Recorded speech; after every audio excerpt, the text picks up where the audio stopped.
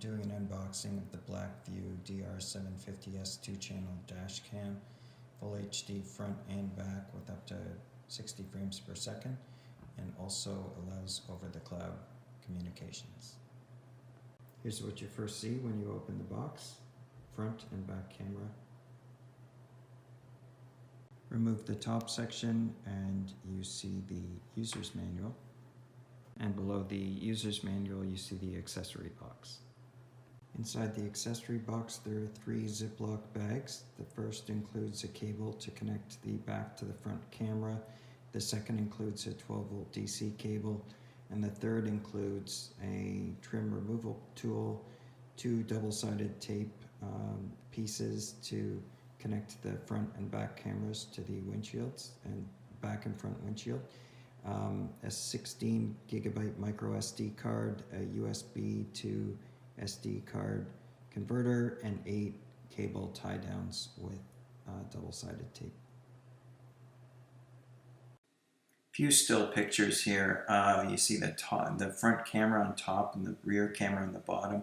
The 2 connectors that you can see, the brass colored or gold colored, are a coax cable that's supplied, is connected between the front and the back, and both power and signal, video signal, go through that cable.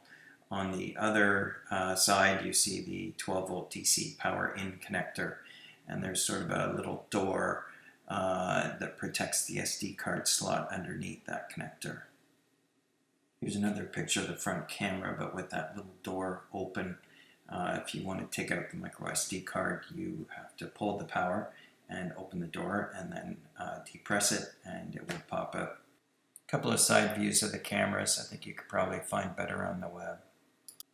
And it was a bit chilly outside, so I decided to preheat the Tesla before I went to spend a few hours in it routing cable.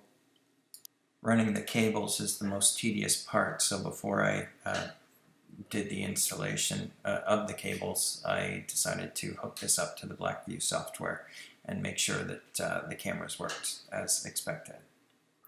So that's the end of this video. If you check back with my channel in the next few days, I'll be uploading a comprehensive BlackVue dashcam installation video for the Tesla Model X. The installation went really well. I went out of my way to photograph and video all of the more challenging aspects of the installation, and like I said, it worked out perfectly. I'm really happy with it. So anyway, please if you like this video, please click like, and please subscribe to our channel. Talk to you soon.